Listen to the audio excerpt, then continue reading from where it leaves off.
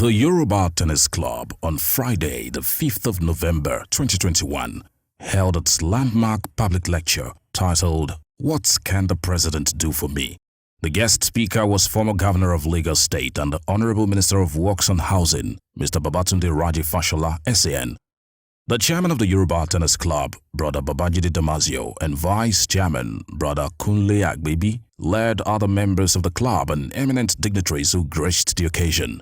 They include former Deputy Governor of Lagos State, Alhaja Shinotu Ojikudu, former chairman of the club, Architect Olaomi Agbaje, patron, Dr. Bayomi Fini, vice patron and chairman, Board of Trustees, Brother Alhaji Dr. Femi Okunu, SAN, His Royal Majesty, Alailua Olora for our Kingdom, Oba Bayo Akolade, Prince Dr. Bisi Olatilo, the chairman and CEO, Biscon Communications, among many others.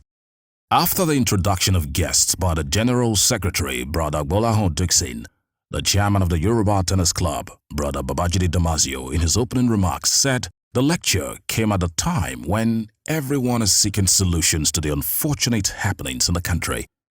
He said Mr. Babatunde Fashola is one of the best to speak on the leadership structure of the country, having unarguably excelled in various capacities.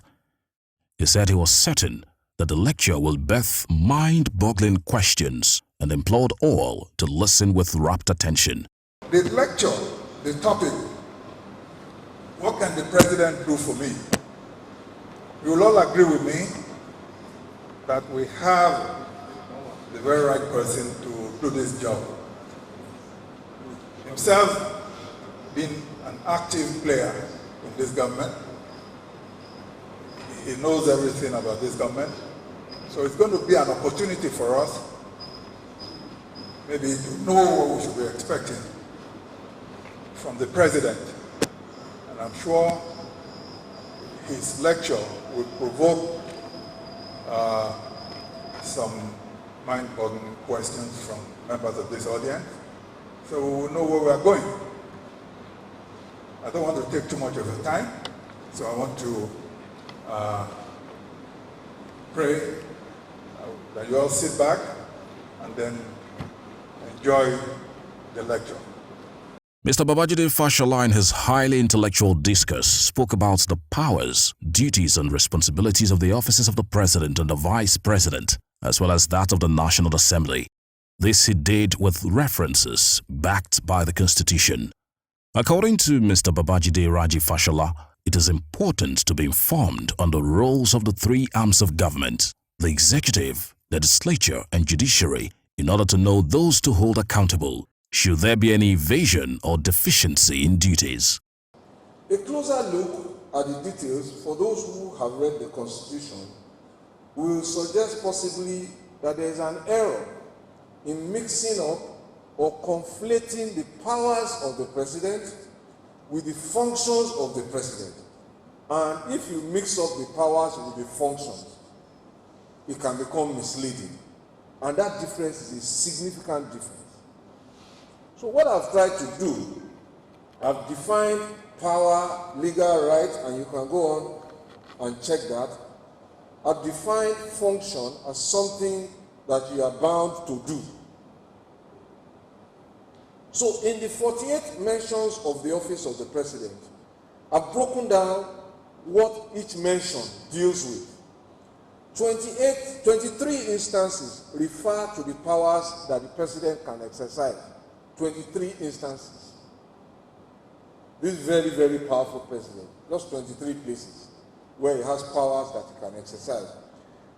9 of those powers refer to the powers that are exercisable by the National Assembly, by the President, exercisable by the President, subject to the National Assembly. So if he exercises that power, the National Assembly must concur. 4 instances refer to powers exercisable by the President, subject to other institutions also set up by the Constitution.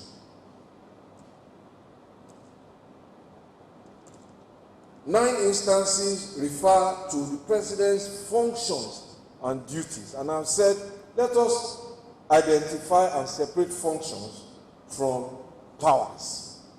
The topic of the lecture, according to the minister, is not to excuse executive officials of government, but for the redirection of certain statements and theories the general public make about the office of the president, because the office of the president cannot solely make decisions without the approval of the House of Assembly.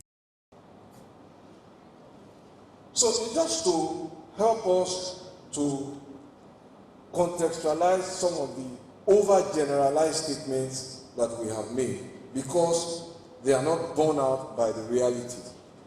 Even the power to appoint special advisors to assist him, the National Assembly is the one that determines the number it can have. So it can apply for 10 and they approve 5. Or they can approve 15 as they choose. So these powers are not powers running all over the place.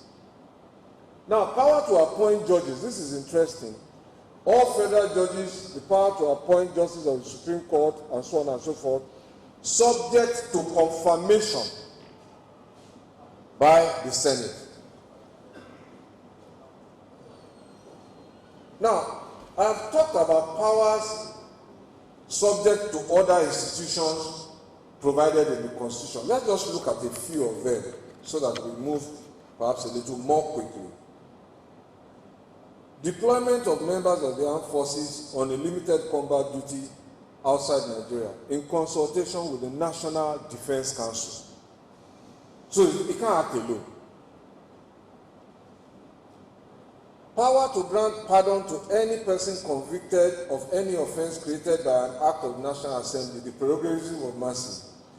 The power is exercised by the President after consultation with the Council of State. Power to accept the report of the population census conducted by the National Population Commission. This power is subject to the advice of the Council of State. Now let me quickly speak about this Council of State. Who are the people there?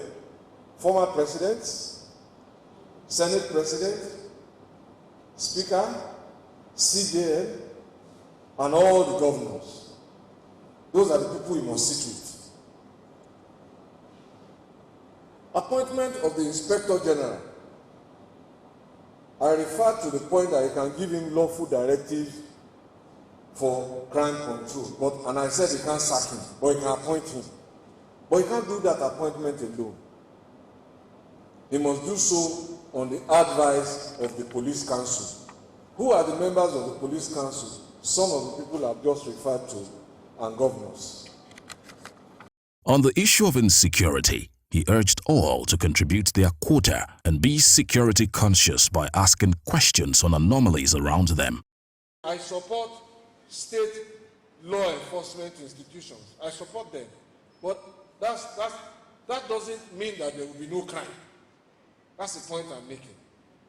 It is the absence of conflict and so many things. Street lighting at night, know your neighbor, getting involved, taking responsibility, impacting good values. It's a combination. So only guns won't do it. That's the point, sir. He called on leaders in all sectors of the society to champion conflict resolution campaigns. So I conclude that there is a lot to expect of a president, but there is perhaps much more to ask of the state and local government actors. After all, when we think about it, the projection of national might and success on the international stage by the heads of governments, such as presidents and prime ministers, whether in terms of their food, whether in terms of the technology, whether in terms of sports or the economy, is really the projection of the aggregate of what happens at their subnational entities. You get that?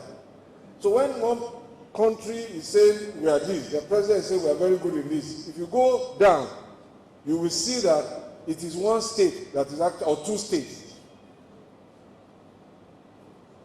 We are good in manufacturing. It's happening in one or two states. our education is good, our health care, is the projection of the aggregate of what happens in the subnational entities that the presidents take abroad. So now that you know who to ask about primary education, about primary health care, about water supply and refuse management, and you know who you have not asked about electricity and security and interest rates, and you know who to ask about the road that is not taking you outside Lagos, please know that candidates will soon begin to emerge as 2023 beckons. Do not keep quiet. Ask them what they will do to make your life better, and you can invite them to places like this. Thank you for listening. The lecture, which also featured a question and answer session, saw Mr. Babatunde Fashola sharing more insights on the country's political and economic structure as he spoke on the ongoing projects by the Ministry of Works and Housing. He revealed that the Lagos-Ibadan Express Road is scheduled for completion by 2022. At the moment, we have completed about 80 kilometers cumulatively. The section from Lagos to Sagamu is 44 kilometers, and the rest is from Sagamu to Ibadan.